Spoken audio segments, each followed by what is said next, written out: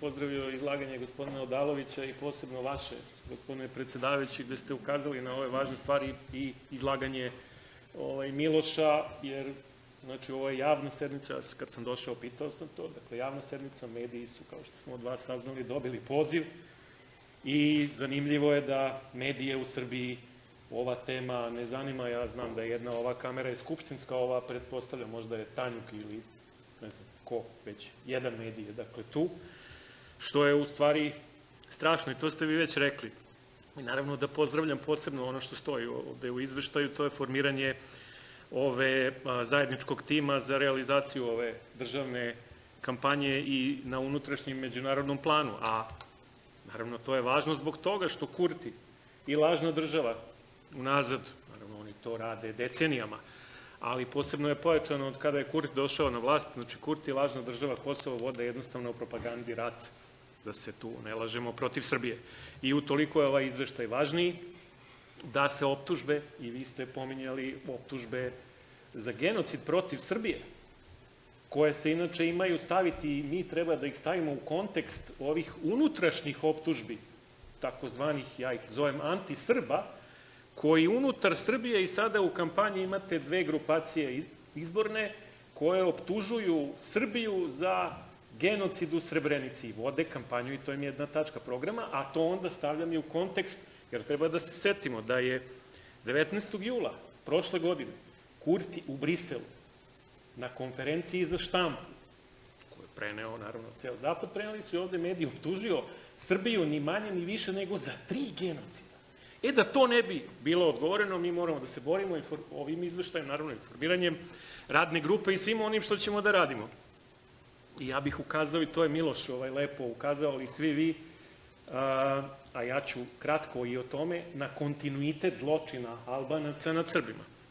I samo da kažem, dakle, pošto je gospodin Odalović govorio i o ovom izveštaju Dika Martija, odnosno Parlamentarne skupštine Saveta Evrope i o ovoj rezoluciji, dakle, to je rezolucija o trgovini ljudskim organima na Kosovu i Metohiji i Albaniji. Znači, ja sam inače pre 4 godine napisao jednu studiju o Kosovu i Metohiji, svetlost Kosova i Metohije. Jedan deo je posvećen izveštaju Dika Martija, koji je ogroman, ali sam ga ja na engleskom, možete ga naći u elektronskoj formi normalno i dalje, pročitao i ono do čega sam ja došao, naravno da podsjetim da je tim izveštajem optužena kao glavni organizator zločina Drenička grupa, dakle OVK, Tači, Haliti, Veselji, Sulja i Ljiman, sve jasno. Međutim, ukrštanjem podataka, pošto u izveštaju imate obimne podatke o nestalima i procene koje su pomalo i konfuzne, ali to je zbog toga što je to jako dugačko, o tome koliko je ljudi usmrćeno, pošto izveštaj Dika Martija ne daje konačan broj, nego daje samo procenu, jednu, drugu, treću, pa ko to ukrsti. Dakle, ukrštanjem tih podataka, ja sam došao do podatka da je, dakle, iz tog izveštaja broj ljudi kojima su uzeti organi, dakle, samo po izveštaju, što ne znači da ih nije bilo više, je otprilike 900 Srba i 100 Albanaca. Znači, 900 Srba i 100 Albanaca, pošto su oni 99. i 2000. kad su ovo radili, ubijali Albance, što političke neprijatelje, što one koje su optuživali za saradnju sa navodno režimom, a to su bili građani Srbije koji su sarađivali sa državom Srbijom i to je bilo pozitivno. Dakle, po mojim istraživanjima imamo 1000 ljudi, dakle, koji su ubijeni samo u svrhu da bi im oteli organe. Dakle, i u izveštaju Dika Martija jasno stoji da je OVK čineći navedeni zločin 99. i 2000. sarađivala sa državom Albanijom, gde je inače veći deo zločina i počinjen. I stoji da je OVK aktivno sarađivala sa albanskom mafijom i onda tamo u tom izveštaju imate detaljne analize kako se u stvari delovanje OVK iz različitih ovih delova koje je gospodin Odalović čitao, u stvari ne razlikuje uopšte od OVK je delovala kao mafija albanska, bilo ona iz države Albanije ili sa Kosova i Metohije. I podsjetit ću, znači, neću dugo, kad govorimo o ovom kontinuitetu zločina, i Miloš je nešto o tome govorio, znači knjiga o Kosovu, akademika Dimitrija Bogdanovića, lepo i jasno govori, to je remek delo, napisano je potpuno nepolitički, da kažemo, predpolitičko vreme, napisana je 84. do 86. godine. Znači, nikakve veze sa nekakvim Miloševićem, sa bilo čim, ta knjiga nema. Znači, lepo stoji da su Albanci, naravno zajedno sa Osmanlijama, u 17., 18. i 19. veku počinili takve zločine koji su dosegli nivo, koji su genocid nad Srbima. Jer samo da vas podsjetim, kako je odjednom od one 455. kad su Turci napravili onaj defter, kako od 1% nastade 90% Albanaca? Pa tako što su Srbi arnaućeni i tako što su u 18. i pogotovo u 19. veku nastajali oni arnautaši, a to su poarnaućeni Srbi, koji su naravno bili prvi onda u progonu Srba kao novi Albanci da se dokažu. Znači, kontinuitet je ono što čemu je govorio Miloš. I u oba svetska rata su se Albanci našli na strani zla i nacizma i fašizma. Podsjetimo se da su, znači, tokom čitavog 20. veka ubijali Srbe, da su ubijali Srbe i 98. i 99. i 2000. i ovo uzimanje organa, znači to su novi prilozi kreativni zločinima koji ne postoje nigde u svetu, to su izmislili dakle Albanci. Time su dali doprinos novim formama genocida. Znači, ubijali su srpsku, to su sve zločini koji nisu kažnjeni. Srpsku decu u Goraždevcu, niko nije kažnjen. Ona glavna stvar, pogrom, 2004. ubijeno je nekoliko desetina Srba i Savo, ona i proterivanje 2500 ljudi, uništavanje manastira, crkvene imovine, kuća Srba, iseljavanje, etničko čišćenje. Niko bukvalno nije odgovarao za pogrom od 17. marta.